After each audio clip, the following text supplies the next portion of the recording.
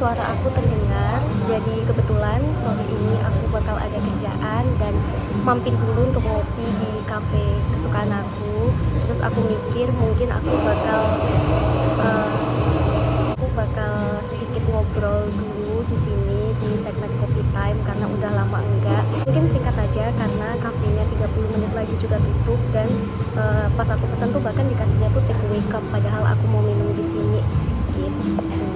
Nah, di Coffee Time kali ini aku tuh sebenarnya mau menjawab satu pertanyaan yang dari awal menikah sampai hari ini masih sering aku dapatkan dari teman-teman. Salah satunya yang paling terbaru, pertanyaan ini kemarin ditanyain sama sahabat aku dari zaman sekolah. Ini pertanyaannya. Dan kalau misalnya aku diminta untuk menjawab pertanyaan itu, biasanya ada dua jawaban yang aku berikan. Jawaban pertama itu jawaban gampangnya.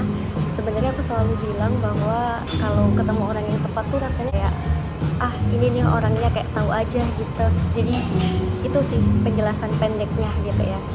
Tapi kalau mau dijawab secara serius dan lebih panjang, tentunya pasti ketika kita ngomongin soal memilih seseorang untuk jadi pendamping hidup kita dengan harapan tentu aja selamanya dalam ikatan pernikahan, itu pertimbangannya kompleks dan pasti banyak banget. Jadi instrumennya tuh nggak cuma satu dua, tapi pasti akumulasi dari berbagai hal yang sepertinya kalau aku jelaskan semua itu pasti bakal panjang banget, mungkin bisa sejam 2 jam ngobrol gitu kan.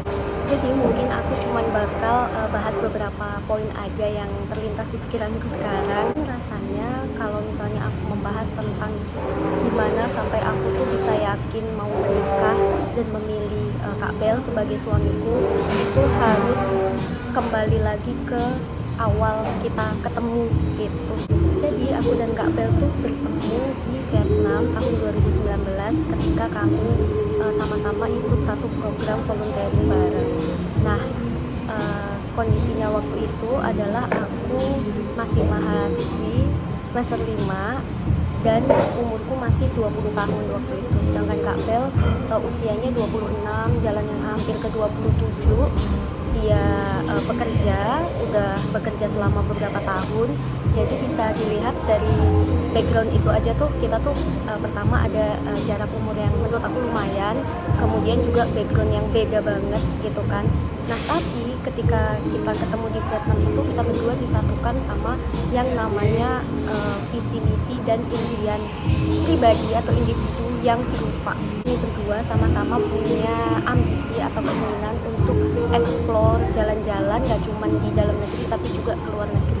Bahkan kami berdua juga sama-sama punya goal pribadi untuk nantinya ingin menetap hidup di luar negeri. Itu adalah poin-poin keinginan yang kami masing-masing punya bahkan jauh sebelum kenal satu sama lain. Kemudian dari situlah awal nyambungnya berbagai pembicaraan, terutama pembicaraan soal proyeksi hidup masing-masing. Meskipun kita ada di titik hidup yang beda gitu, aku masih mahasiswa, dia bekerja, tapi itu yang menyatukan istilahnya koneksi awal. Dan mungkin aku juga sedikit kasih gambaran bahwa proses dari pertemuan pertama kami ke pernikahan tuh sebenarnya makan waktu yang nggak lama. Jadi kami berdua tuh ketemu Februari 2019, kemudian tunangan atau lamaran itu Agustus 2019 dan kami melangsungkan akad nikah itu Oktober 2019.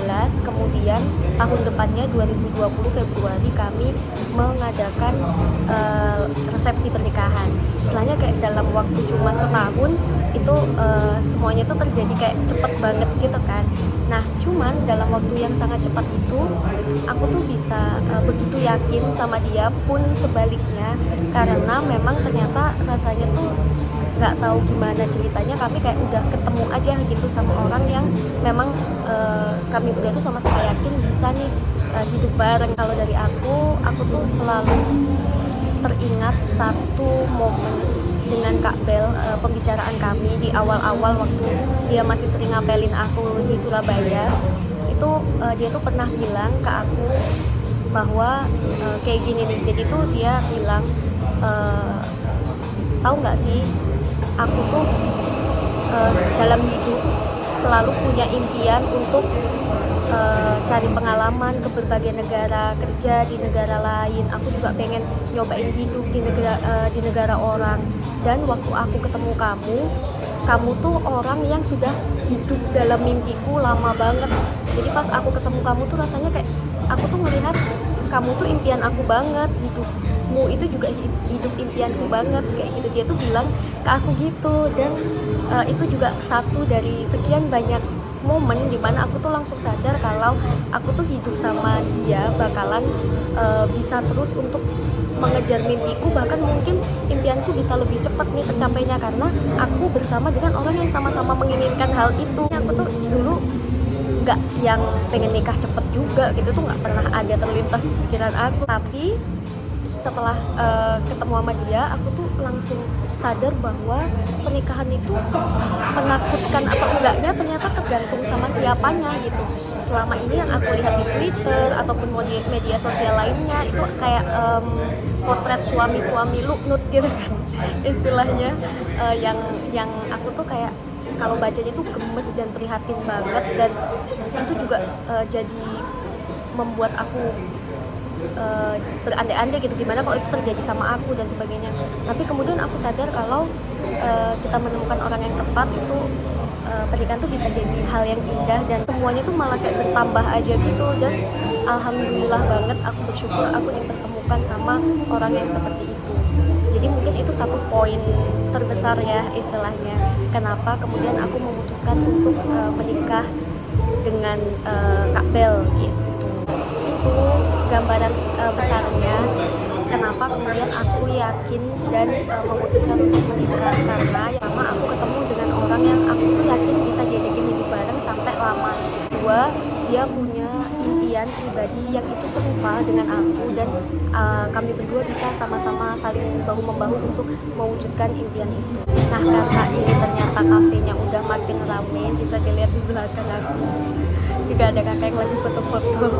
Mungkin videonya sekian dulu. Habis ini aku mau langsung berangkat menuju tempat kerja aku, dan kita bertemu di Coffee Time selanjutnya.